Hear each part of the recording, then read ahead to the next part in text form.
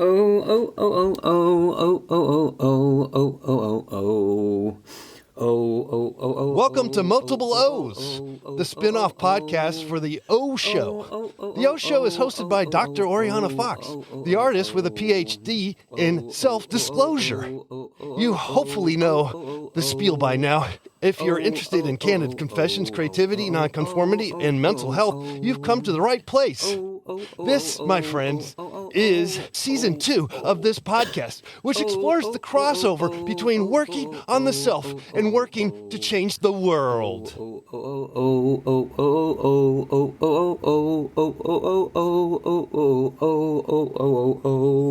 Hello, thanks for joining me. I'm your host, Oriana, and I'm an artist with a PhD in self-disclosure.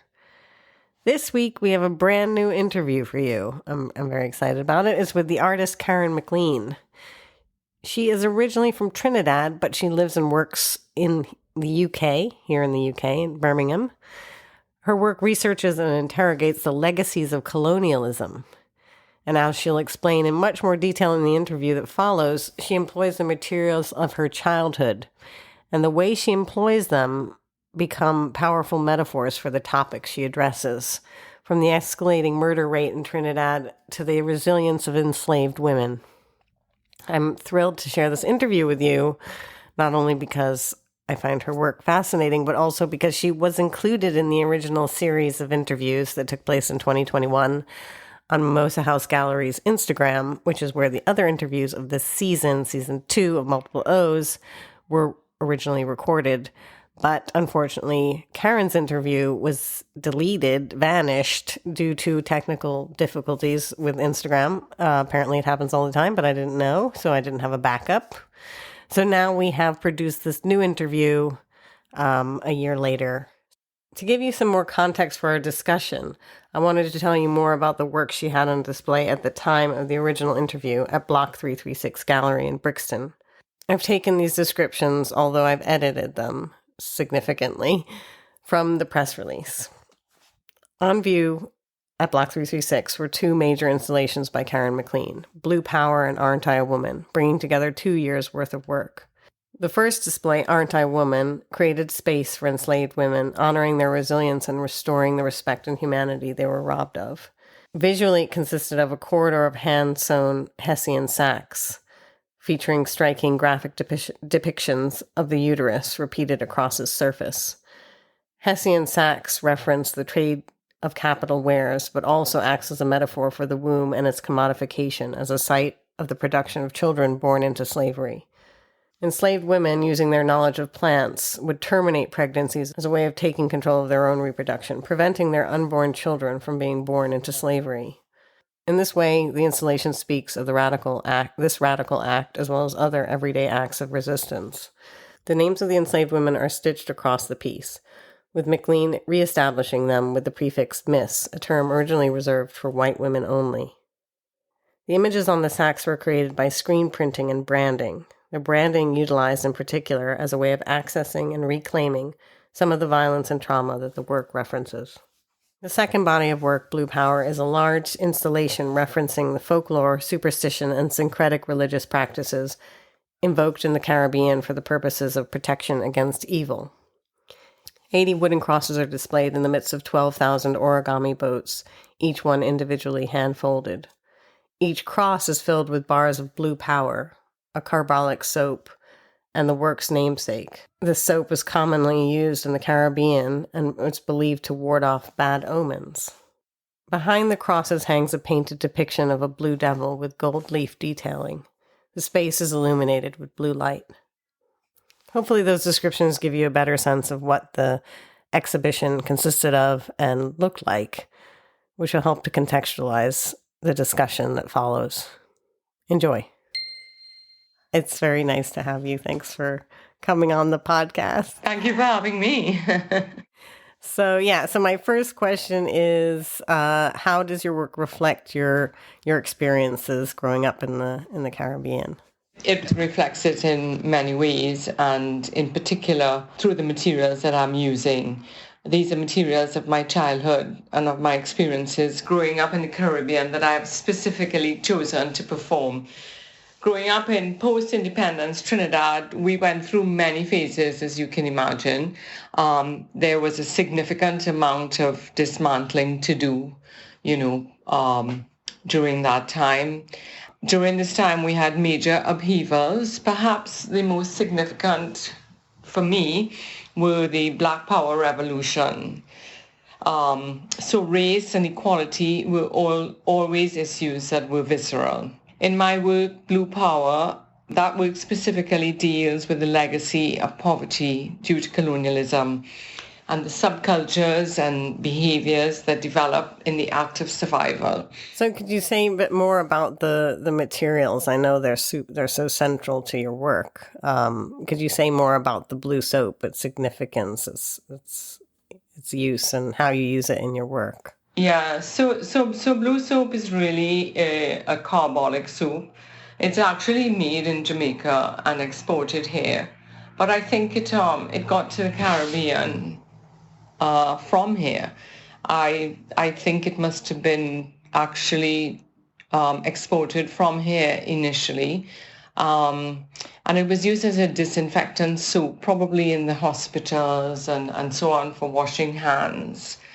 And now, especially in Trinidad, where I'm from, it's really a mythological thing. It's seen as this thing that can almost take away any sort of ill, So, I mean, actually, when I was preparing for the exhibition in Brixton, which is when we met, that the carnival, a couple of carnivals before that, there was a calypso on blue soap. And the video is quite funny, actually, because they basically put a sort of a big blow-up pool in the road and they made a song about blue soap. So they had like little videos of a child trying to steal from somebody's purse, and and the anecdote to that would be bathe the child in the blue soap, or a woman whose boyfriend was giving her a lot of trouble, or her husband. And they really recommend that, you just bathe in the blue soap. So the calypso was all about, the reasons that you can bathe in this blue soap, which was any given reason. But it was so funny because, everybody ended up in this pool in the middle of the road bathing in the blue soap. So that's how we use it. And, I really sort of started off looking at the vernacular architecture. And actually, the people in Tobago, they tend to put it over their doorways, so that when you walk in, it sort of cleanses you of any bad vibrations you might be bringing into their home, or bad ills, or bad thoughts, or whatever. And it's also used for, and you find this more in Jamaica, from what I can see from some of the research that I've done.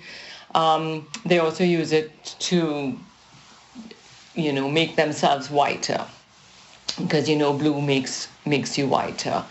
So the blue soap, held a lot of metaphors. And that exhibition that I did in Brixton, Blue Power, really stemmed from a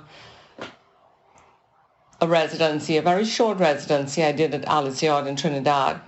And at the time when I went, there was so much prayer going on, and alongside it, there was just so much murder happening on a daily basis, So I began to question, how effective the prayer was, but also the reasons behind, the homicides, the daily homicides, such a large percentage of it happening, every day.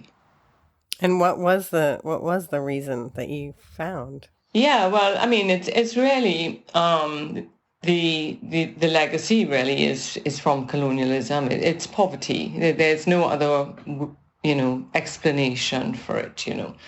And it's really rampant among the African Caribbean community, and so they have to find other ways to survive. And unfortunately now, that is turned into really drugs. We are so close to South America, We are the gateways to North America. And so we have a lot of rivalry between the drug gangs. There's not much the government can do anymore. They're not dealing with the issues. I mean, Trinidad, we are an oil and gas-rich country.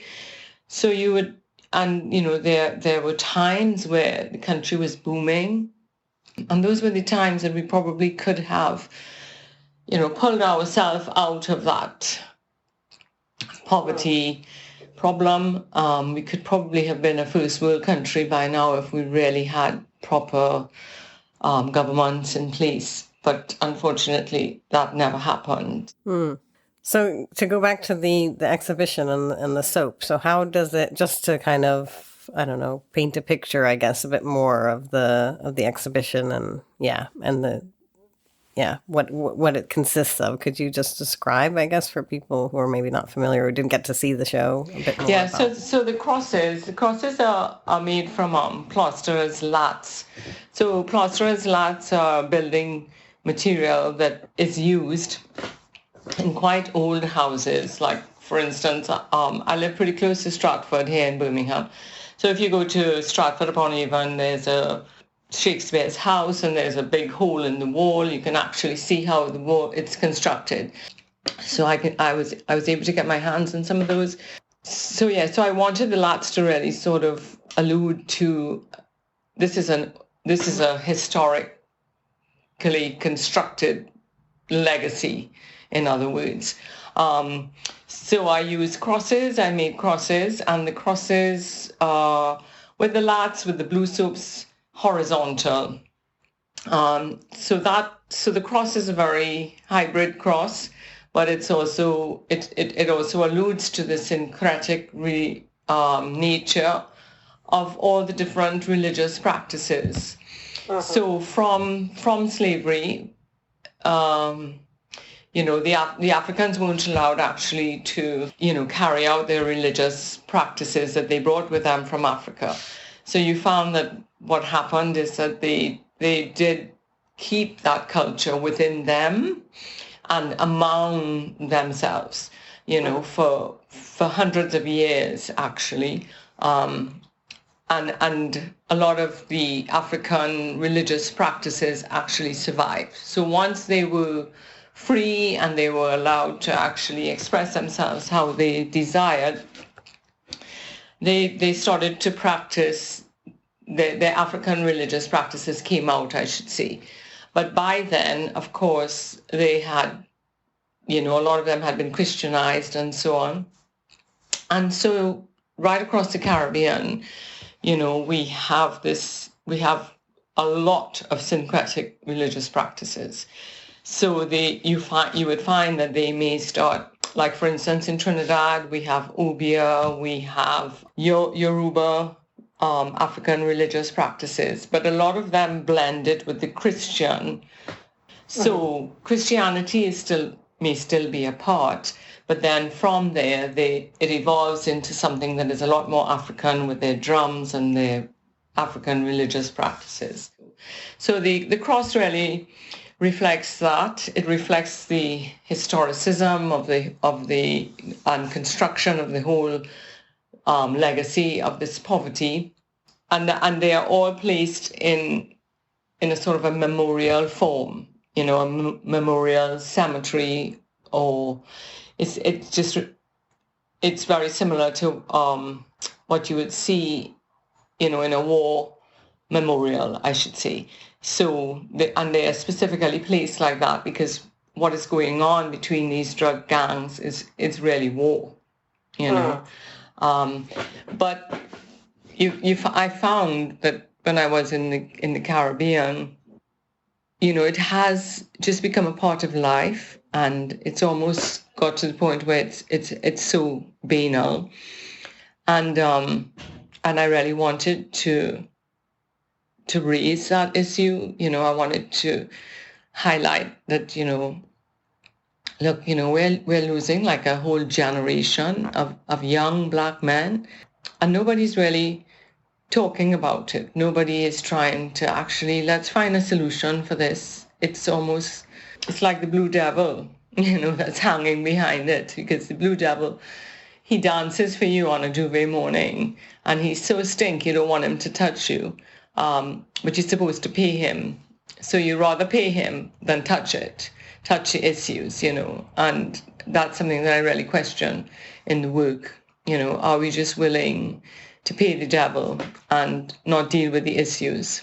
So, yeah. And then, of course, the paper boats, there are 12,000 paper boats. Those really, allude to the fact that so many people are just leaving.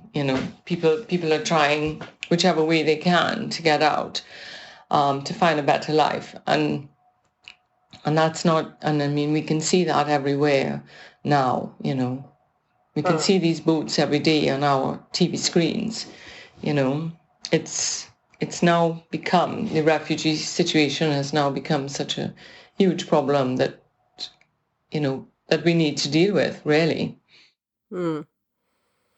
Actually, I think it also may be, I feel like, I don't know if this was part of it, but I feel like it also sort of resonates with like the Middle Passage. I feel like, it's like a graveyard and full of boats. It kind of, the iconography sort of alludes to that history as well.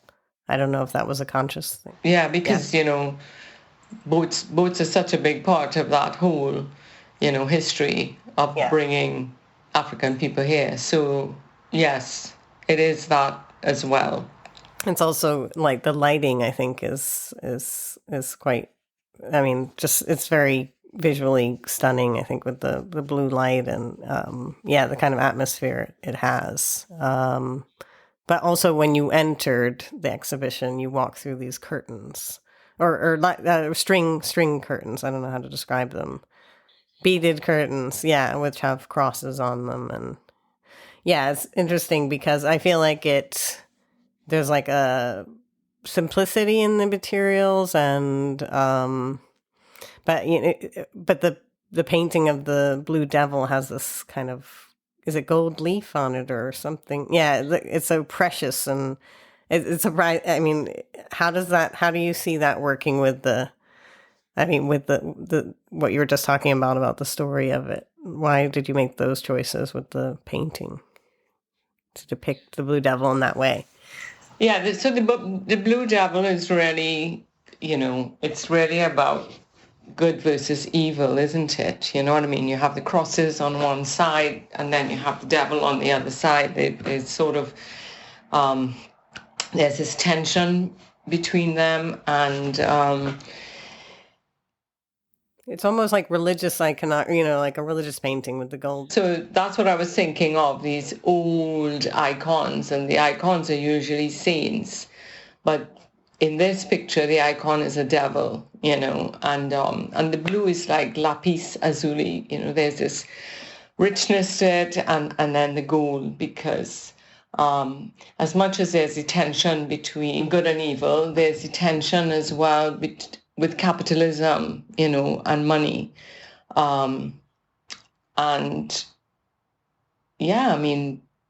These guys are trying to make a buck to live. And a lot of them, if you see these gang leaders, they're all covered in gold, aren't they? But as well, it's about governments and their capitalist views, and they're not paying attention to what's happening with poor people that they're governing, So, there's always this tension in my work with capitalism. And, and the money that's being made and not really being spent the way that it should be spent. The communities that are really paying the price for them looking away and not dealing with the real issues. Yeah. And also, so with the boats, you said there were how many? 2,000? 12. 12,000? 12,000. 12,000. So, so that was a really labor-intensive project. So did you make all the boats yourself, or did you have assistants helping you with the making of the boats? Yeah, I sort of did the lion's share, but quite a lot of people helped me along the way. My son helped me, his girlfriend helped me, my neighbor helped. Everybody helped. I had quite a few people helping along the way, but yeah, I did the lion's share myself. I just kind of got into sort of a routine where I cut the paper in the afternoons, and then when I was watching TV in the night, I would, fold them. And then I had done a smaller version of the exhibition at Art Gallery here in Birmingham, and I needed 5,000 for that. So I had already had 5,000 made. So when I had to do the exhibition at Block, I had to have another 7,000 made. So, I just kind of, and luckily COVID came, so, but I'm pretty glad I'm finished them now. My hands were just aching.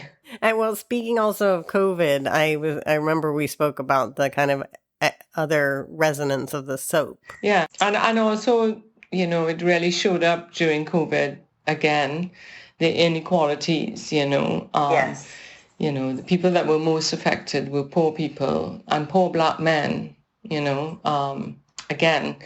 So, yeah, I mean, and actually having to walk through the gallery through the beaded curtain. So the beaded curtain, in Caribbean, again, it's very much a part of the decor.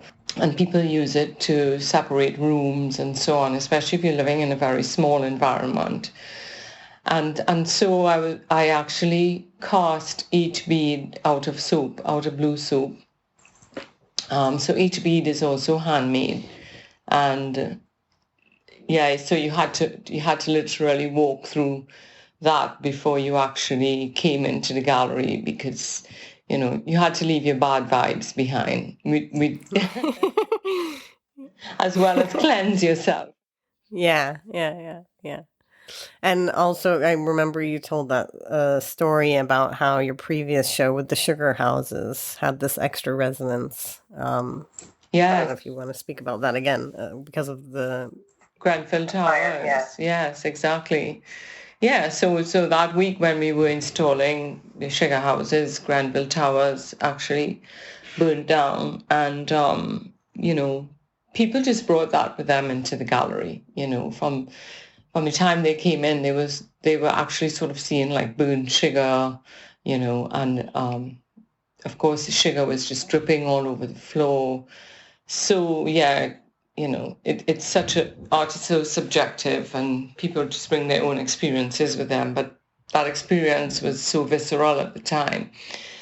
And when you really look back on it, there were quite a lot of West Indian people living in the towers as well. So, that life that they sought to escape, I guess it just haunted them, and it was such an unfortunate thing to happen. And it's still resonating, isn't it? Yeah.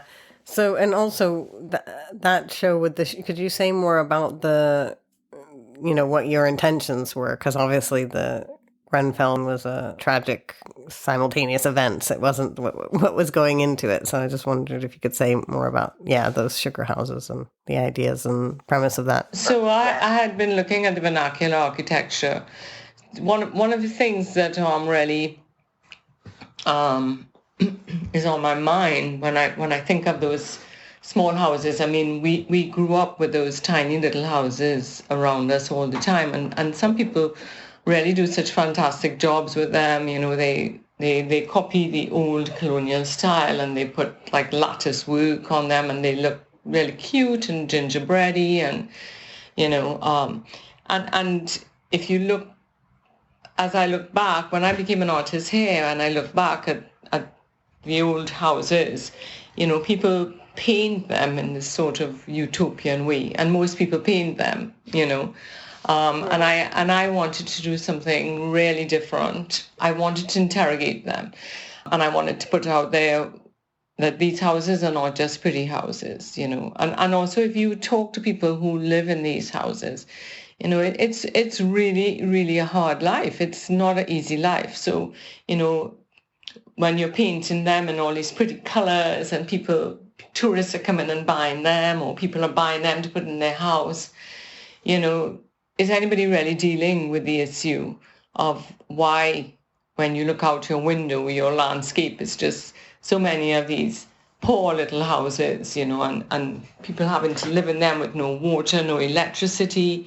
It's such a hard life. So I've been looking at that for a long time and the reasons behind that. And again, that's another legacy of colonialism, mostly across the African Caribbean community as well. Because in the Caribbean, we also have Indians, and the Indians were actually indentured laborers. So the Indians came after slavery was abolished, but the context that they came as indentured laborers. They were able to come as their own, as family groups. They were never dehumanized. They were never branded. They were able to keep their religion. They were able to keep their culture, etc., etc. So their context was really different to the African slave, So, and the other thing with the Indian community that we have, they were supposed to be repatriated to India. And when that did not happen, in Trinidad, I don't know what happened in Guyana, because Trinidad and Guyana seem to have got the most amount of indentured laborers. In Trinidad, they actually gave them 5 acres of crown land. And when you look back now, when I look back now, I can see how that has made such a big difference. 1, having their family units. 2, keeping their culture intact. And 3, having 5 acres of crown land. So today you find that, the Indians have actually been able to really progress more in life.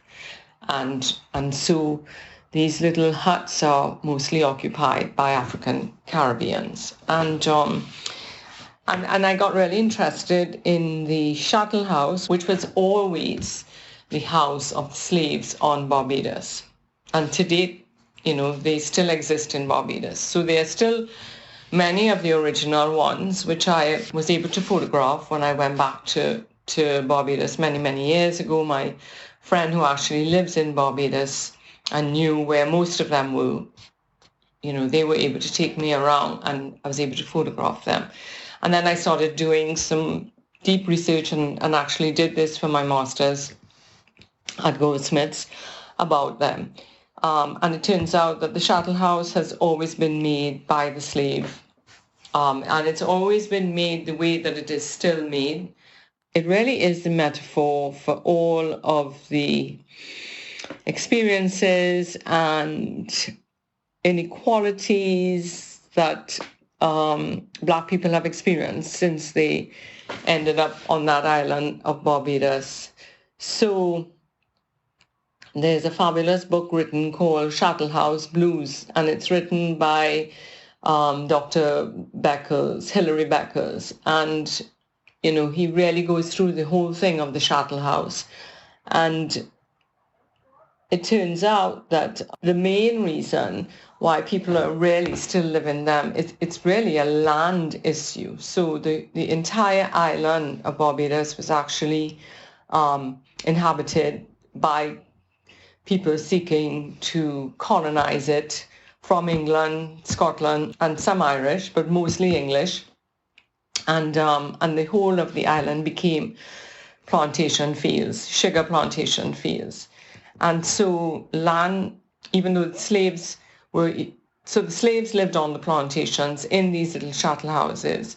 And once the price of sugar really started to go down because of beet sugar evolving in Europe, the lands were then sold off to the government. Most of the sugar plantations were sold off to the government. But that was in the 1980s, and up until then, Black people weren't actually allowed to own land. So they lived on the plantation.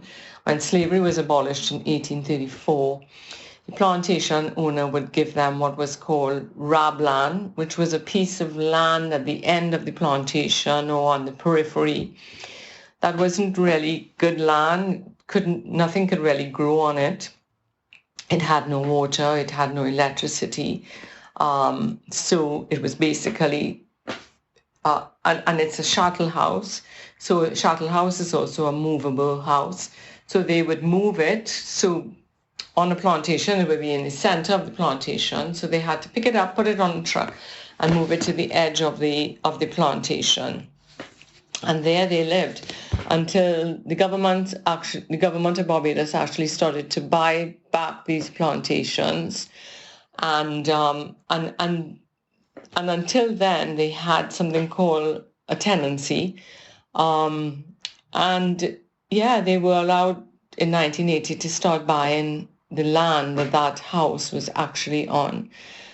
So it sounds pretty unbelievable that slavery could be abolished in 1834, and it was only like in 1980 that people who lived on those rab lands were actually allowed to start buying those tenancies. So but it's quite an interesting history. And so the houses, they also mimic the Georgian houses. So at the time of colonialism, the architecture was mostly Georgian, and on the island there's also some Jacobean architecture, and they tend to really mimic the Georgian architecture. So the houses are actually made with the same sort of windows, the same symmetry, even the doors with the little sort of skylights and so on. And I really got interested in that mimicry.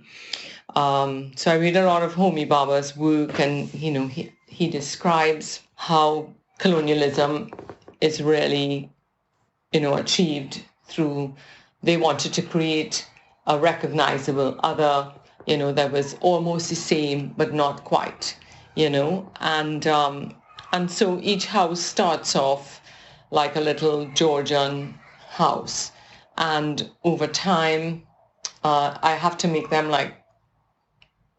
for the show in Brixton, I made it really, Louisa, I'm sorry, I made them really early because I had so many to make. But usually I make them about 3-4 weeks before, and then I hang them in the gallery for a week, which allows them to then perform. I let go of control there, and they perform. So it's really important that process happens as well, because they look almost the same but not quite.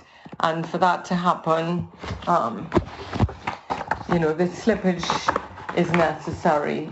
So this is where they actually begin to melt, and as I call it, this is their performance. So so I'll read this out to you. So colonial mimicry is the desire for a reformed, recognizable other as a subject of a difference that is almost the same but not quite, which is to say that the discourse of mimicry is constructed around an ambivalence. In order to be effective, mimicry must continually produce its slippage, its excess, its difference. It is here that there's always a precariousness, a danger, one that represents the uncontrollable, the in-between space of being and not being, of seeming to conform but not conform. And so I use that space really for artistic creation and subversion. And during the time that the houses are actually melting, this is where that slippage occurs. And then by the time the audience gets to the gallery, they have become their own hybrids. And after working with the material for quite a while, one of the things that I realize is that the material actually begins to resist from inside, which is really interesting. And it just reminds me, how the enslaved actually kept, their culture, their history, their stories, their religious practices, everything within them, and once freedom was becoming more and more available to them, they began to express it. And so, the houses are doing exactly that. They become their own hybrids.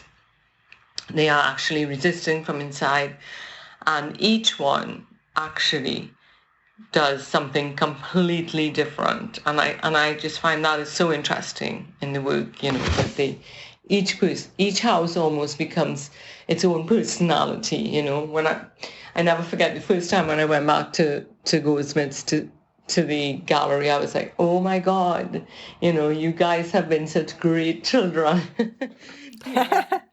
Each one has done something completely different, and it was almost like they were speaking to me, like I am my own person. You could project all of your colonial religion, education, architecture, culture on me, but I am going to become what I am going to become. And the houses, interestingly as well, they keep even when they fall to the ground, if you look at them carefully, they actually keep that Georgian architecture. The architecture almost remains intact, but they have morphed. And some may fall and splatter to the ground, but they still keep the architectural elements, but I also see that as, that very human part of it where some did not make it, some, the process was too hard, other things have happened here, and there's that element as well in all my work, like, for instance, I just finished taking down Aren't I a Woman? And on Aren't I a Woman, I actually branded these wombs. And some were branded really, some of the brands came out really light, some really burnt into the Hessian. And so one of the ones that I was taking down last week, there were bits of it that were coming forward, and it was, feeling like it was really going to fall apart. And I just didn't want, when I was packing it away, for anything to happen to it, because to me, that's a really important part of the work that, some may make it, some may not, some may be branded harsher than others. There's this element of, the humanness of the whole thing, which is really important if you look at the work well. The houses as well as the even in Blue Power, even in Blue Power, if you look at the memorial properly, you'll see on the right-hand side, there's a row with 2 crosses. And that's very suggestive of the fact that soon that row will also be filled, So it's like something is always happening. So, it's about looking a little closer into the work as well. I feel like the one of the biggest strengths of your work is the way you marry up materials with the with the idea, the way the materials express the ideas, and it's like you somehow you just have a real skill for finding the materials or wedding the materials with the concepts. And I mean, I assume it's like a lot of trial and error, or does it just come, you read I'm interested in like that relationship between the theory and the research and then the material exploration and experimentation. And like, is there a lot of trial and error, or you just have a kind of intuitive sense of like this material will, or is it a surprise, or I don't know. You could say something about the process of and then how of finding the materials, and yeah, I don't know. Yeah, I know. It's really kind of uncanny actually, because I had that blue soap in my studio for such a long time, and I just loved the actual. I always have one on my desk. I think I moved it recently. I love the text on it that said "Blue Power." So I tend to put things in my studio like that. And let it just sit, and it sits there sometimes for years. I think that blue soap sat there for a long time, and until it actually spoke to me, I guess, it had come to the point where I needed to use it. For instance, with Aren't I a Woman, when I was actually deinstalling the work at Lewisham, the sugar houses, I met Hugh Locke and his wife Indra at an exhibition just around the time that I was deinstalling, and I said to them, I just feel to take these sugar houses and put them in the River Thames and let them melt, and Indra was saying to me, well, why don't you do it at the West India Banks? That used to be where the Docklands Museum is. That used to be where the boats came up, that was the West India Docks. She said, have you ever seen that photograph called Blood Alley? And actually, when she went home, she sent it to me. And that was such a powerful image. It was, Blood Alley was the little pathway that led to the warehouses. That when the boats came to the West India Docks, they would take the sacks of sugar off and take it up this little alley to put it in the warehouses. And I guess they would, when they took the sugar out, they would wash the sacks and put them to hang. So it was actually hanging from one warehouse to another warehouse. And underneath it were all these guys trucking sugar. And, it just stuck with me for such a long time. And I thought, wow, the Hessian sack, I've got to find a way. Again, that was, such a big part of my childhood, because we always had them around us in the house. In those days, if you wanted to make ice cream, you had to go to the ice factory to get big blocks of ice to put in the ice cream churner. Or when we went crab hunting with my mom and dad, we would have to put the crabs in the Hessian sack. So I kept thinking, how can I use this? How can I use this? And then my interest, I got really interested in the enslaved woman, because again, I was reading Hilary Beckles. He wrote a book called Natural Rebels about the enslaved. And there was a particular chapter called Breeding Wenches. And when I had read it, and I thought, oh my God, they actually bred the slave woman. How could they? And I felt, I really needed to go back to that. And I started doing some research on enslaved women. And yes, I got interested in her body, and how her body that became the site of oppression also became a site of resistance. And so I started to think of the sack. One of the first things I did actually was go to West India Docks, to the Dockland Museum. And as I walked in, there was this massive photograph on the wall of the sacks of sugar coming from Trinidad, actually, where I'm from. And it said BWI, British West Indies. And I'd actually forgotten that, I'm accustomed to saying Trinidad, WI, you kind of forget what it was like in those days. And yeah, this was a vessel that was carrying, the sugar, this commodity, the whole commodification of the woman, the enslaved woman, well, the whole commodification of the human beings to begin with. And then, of course, you had this further commodification of the enslaved woman, because they actually bred the women on the plantations, because every child they brought onto the plantation was a form of free labor for the plantation owner. So it just sort of connected that this sack, that brought this bittersweet commodity. The sack is always sort of synonymous with the woman, of course the embryonic sac, the breeding of the woman, and then the Hessian sac has been a vessel that has been used for centuries, and it's known. It has carried not only sugar but coffee, cocoa, cotton,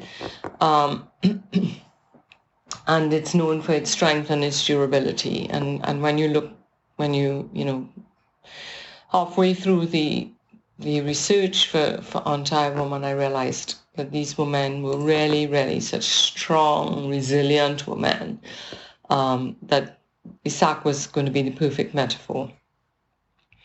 So yeah, I think that for me, materials like it takes a while. It really is a process, a mental process initially. I need to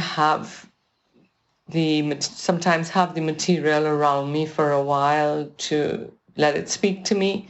Like for instance, right now, I'm really thinking of what's happening in the United States, as we had discussed a long time ago, but it has really come to fruition now that Roe and Wade has really been reversed. And I've been thinking for a long time about barbed wire and thinking, how can I use this to and marry this now to what is happening to women around the world. And again, we're fighting for control of our own bodies. Very, very similar to actually what happened to the enslaved woman, and how she had to fight for that control of her body and her reproduction. And also, I think when we talked about that last year, you talked about the knowledge of plants and, the ability to kind of self-induce an abortion, or I don't know if those maybe plants and herbs might come into your work in the future, or what role that played in Aren't I a Woman at All? Well, yeah, that knowledge that they brought with them from Africa of the plants and how to use them, that really was a big part of their survival tool. They were able to use the plants as abortificants. They were able to use the plants when they wanted to perform infanticide, because you have to remember that for some of these women, I mean, during my research, there was one particular woman who had she had been bred about 6 times. And so by the 7th time, it's just so hard for these women, because they literally have to wean the children. And then once the children are weaned off of the breast, then they can then be sold, or just sent off to another plantation that the same plantation owner may own or whatever. And so, yeah, they took control of that, because they felt, one, it was really for the love of their children. They did not want them to enter, the slavery labor force. And 2, they did not want their plantation owners to have the satisfaction of having another one of their offspring.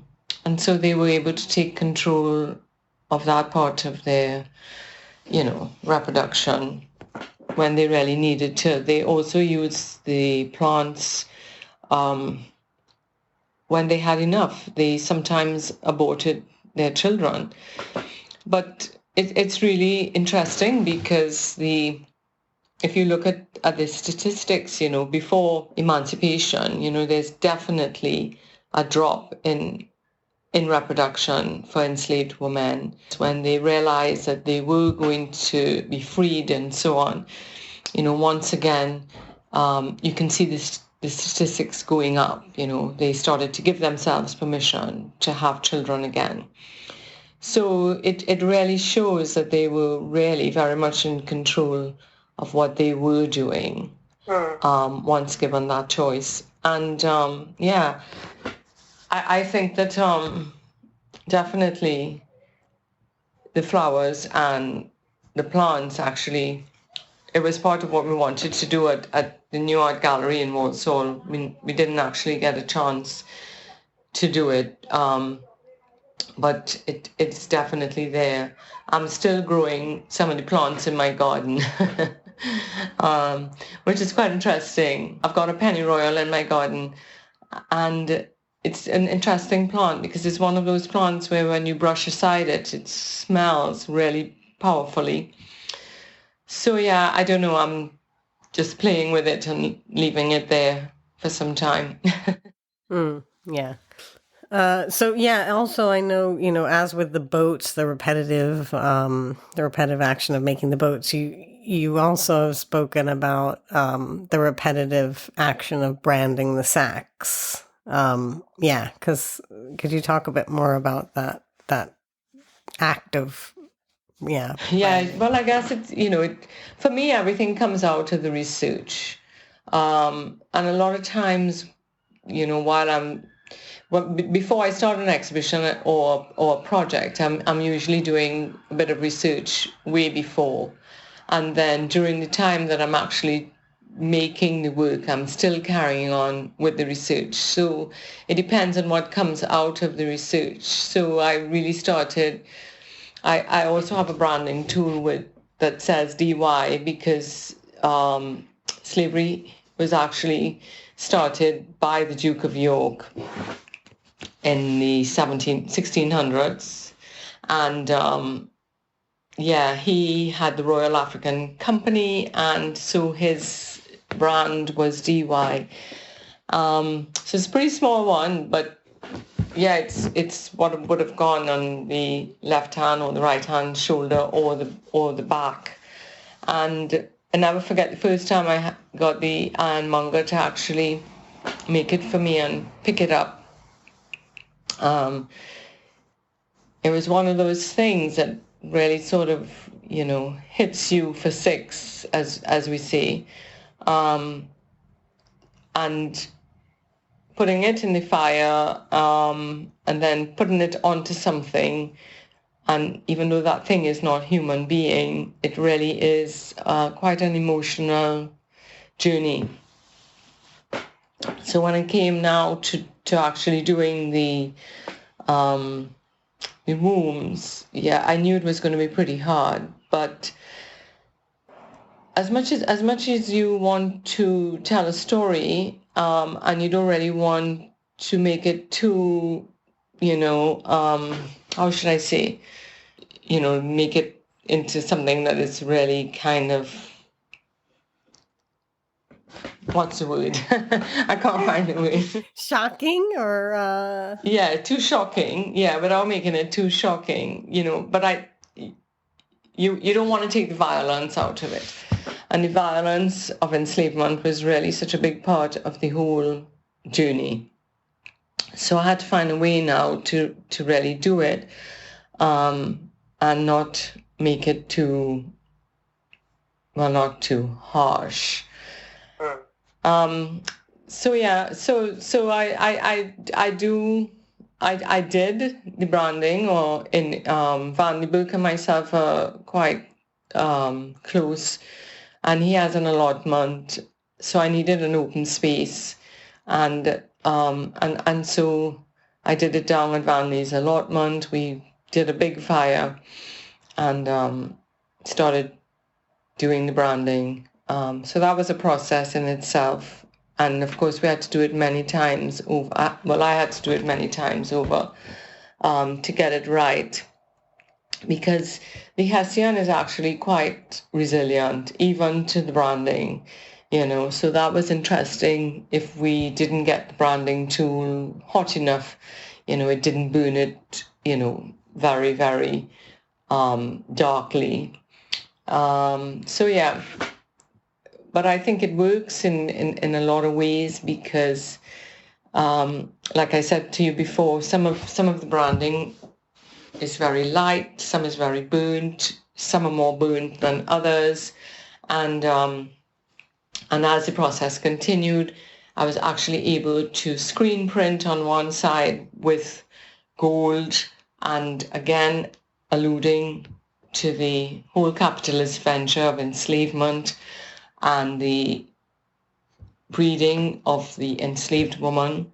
So I was actually able to screen print on one side with gold and then brand on the other side with the branding tool. And again, that gave me a really amazing effect, because what happened was that on one side, I actually had to get the branding tool really, really hot, and that sort of violated the other side that had the gold in it, and out of this came this really beautiful image. And I was actually making like this huge wall quilt, and at that point I realized that I could not put this one against a wall because the audience needed to see both sides.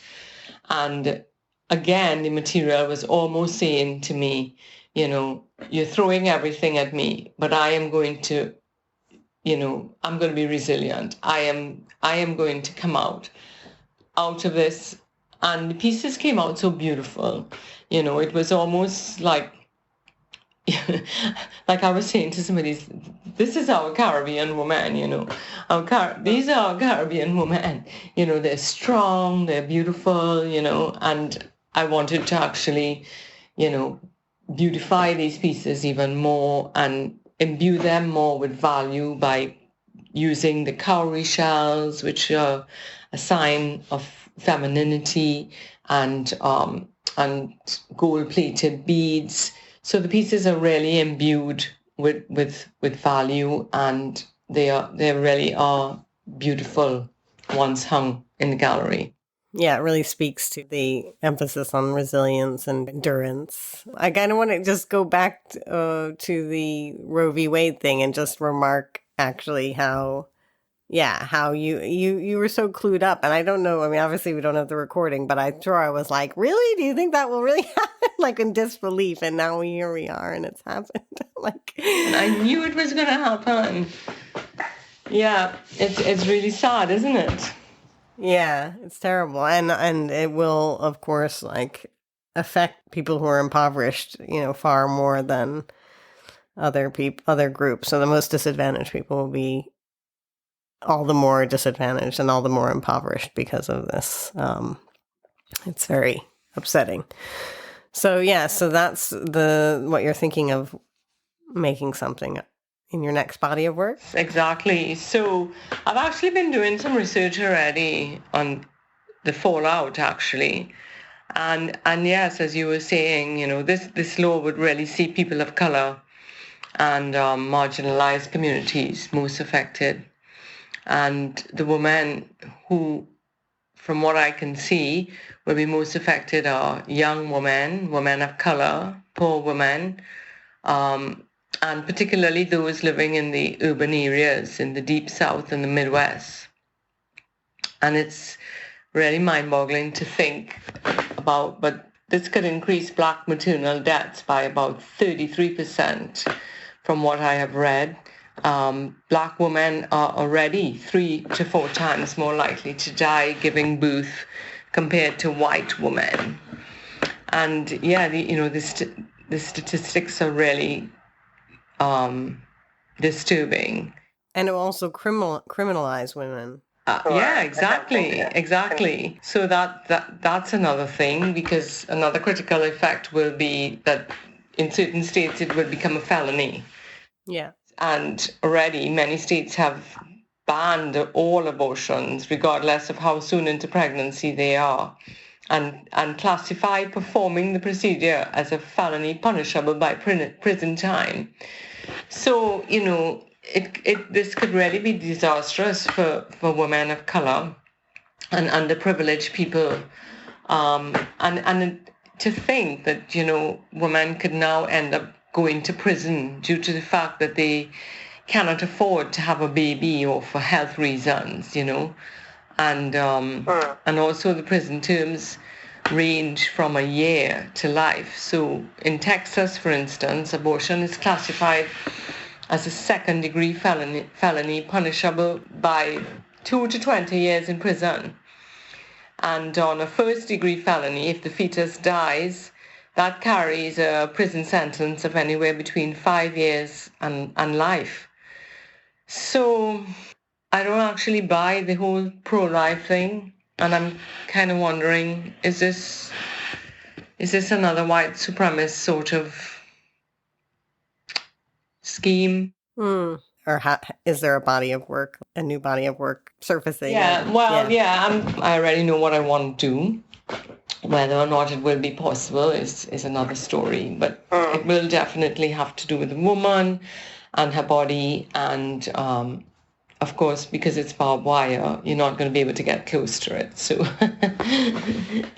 I guess it's going to speak its own language at the end of the day, And other than that, I am also trying to, I really enjoyed sewing when I did Entire Woman, sewing all the sacks. I enjoyed the whole thing of it being such a feminine act. I think it's a great way to politicize what's happening now by using this very feminine act to create work. And so trying to get a grant to go to Alabama to learn to quilt with the G's Bend quilters. Wow, that would be amazing. Yeah. And also I'm going to go into a period. I'm going to try to go into a period to, once I get my grant, to actually build on those sewing skills. So I want to do some weaving, I want to do some embroidery, and I want to do some quilting. So that's the plan for the future, to start making some work around what's happening now with women and their bodies, and also to learn some more about weaving and quilting and so on. Sounds great. And again, like the connection between the materials and the subject matter, again, like beautifully wedded, as always with your work. Yeah, and I'm really interested because I've never actually gone to a plantation, and in the United States, well, in that southern belt anyway, there are quite a few plantation houses still intact, and I'm sure the experience has been watered down or sanitized for tourism, but I do want to go to see one, to experience one, and to do some research really on cotton, because I think as a material, again, that really sort of speaks to me. That was the material of slavery in the South, wasn't it? South of America, right? That and sugar. So I want to explore cotton some more and see where it leads. Well, I'm really looking forward to seeing where it leads in the future. Yes. Thank you so much for taking the time to speak to me. Thank you. Thank you very much. So that concludes my discussion with Karen McLean. I hope you enjoyed it as much as I did. If you're interested in seeing more of her work, I've put a link to her website and recent exhibitions in the show notes. Next time on Multiple O's. Next time on Multiple O's. Next time on Multiple O's, we'll have another brand new interview. I've interviewed the artist and academic Don Woolley, who's written a new book called Consuming the Body, Capitalism, Social Media, and Commodification. The book is due out on the 8th of September, so I'm aiming to have the episode out on or around then. No matter how you feel about selfies, if you love them or hate them, this next episode is for you, because the book analyzes different types of selfies and even suggests pleasurable ways of taking part in self-expression online that evade commodification and defy capitalism's all too often sadistic demands. If you don't know what I'm talking about, you should listen to it. Next time on multiple O's. Oh. So thanks so much for listening. If you're enjoying the series, please do rate and review it. Instructions for how to do so are also in the show notes. And I hope you'll accept yourselves unconditionally, your lives, and other people, because we're all just fallible human beings. Oh.